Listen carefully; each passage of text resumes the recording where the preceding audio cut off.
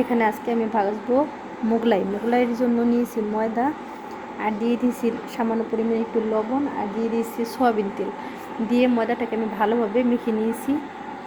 একটু একটু পানি দিয়ে আমি ময়দাটাকে ভালোভাবে মেখে নিয়েছি, সাথে সয়াবিন তেলও দিয়ে দিয়েছি। এখানে আমি পাতলা করে একটা রুটি বানিয়ে নিচ্ছি মোগলাইয়ের জন্য। রুটিটা আমি খুবই পাতলা করে বানিয়ে নেব। ময়দাটা আমি মেখে নেওয়ার পরে 10 মিনিট পর্যন্ত রেস্টে রেখেছি। তারপরে আমি আবারও ময়দাটাকে মেখে নিয়ে এখন রুটির আকারে একটা শেপ দিয়ে মোগলাই ভাজার জন্য চলে এসেছি। এখানে রুটিটা আমি খুবই পাতলা করে বেশ বড় করে নিয়েছি।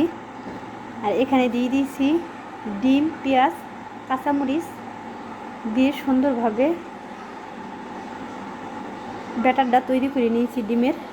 সাথে দিয়ে দিয়েছি সামান্য পরিমাণে একটু চিনি টেস্টটা বাড়ানোর জন্য। এখন আমি এই ময়দাটা রুটিটার ভিতরে ডিমের ব্যাটারটা দিয়ে দিয়েছি। এখন সুন্দরভাবে সিল করে নেব। মোগলাইটা আমি এভাবে 4টা কোণা ভালোভাবে আটকিয়ে নিয়েছি। এখন ভাজার জন্য চলে যাব। এখানে আমার তেলটাও গরম হয়ে গিয়েছে। এখন মোগলাইটা দিয়ে দিব।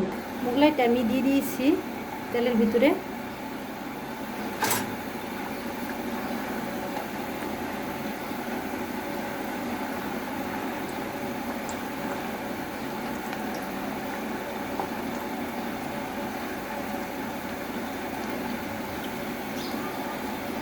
আর একটু বড় একটা ফ্রাই প্যান নিলে আমার ভালো হতো। ফ্রাই প্যানটা আমার একটু ছোটো হয়ে গিয়েছে, তাই মোগলাইটা ভালোভাবে এটার ভিতরে সেট হয়নি। মোগলাইটা এখন আমি একটু উল্টিয়ে নিচ্ছি।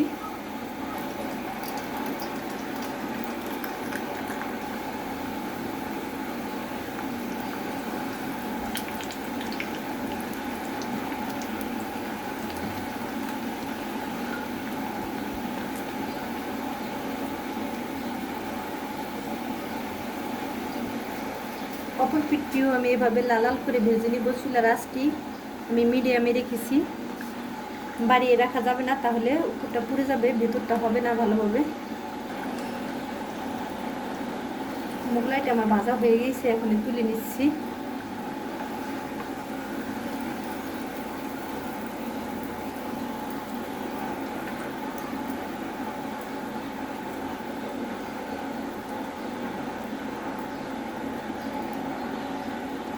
মোগলাই সাইজটা আমি একটু বড়ই বানিয়েছি, কিন্তু ফ্রাই প্যানটা যদি আমার আর একটু বড় হতো তাহলে আরও ভালোভাবে ফুলতো মোগলাইটা। তারপরেও ভালোভাবেই ফুলেছে।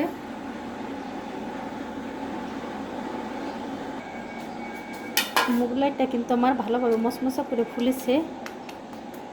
এখন আমি কেটে নিচ্ছি। মোগলাইটা ঠান্ডা হয়ে গিয়েছে, এখন আমি কেটে নিব।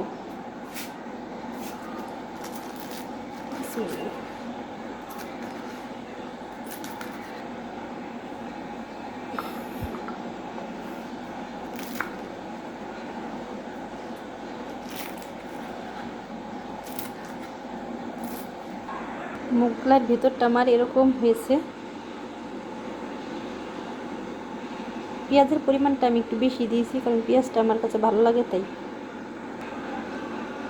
এখানে আমি দিয়ে দিয়েছি বড় একটা মোগলাইয়ের জন্য 2টা ডিম। এখানে ধনিয়া পাতাও দেওয়া যায়, কিন্তু আমার ধনিয়া পাতা হাতের কাছে ছিল না, তাই আমি ধনিয়া পাতাটা দিতে পারিনি।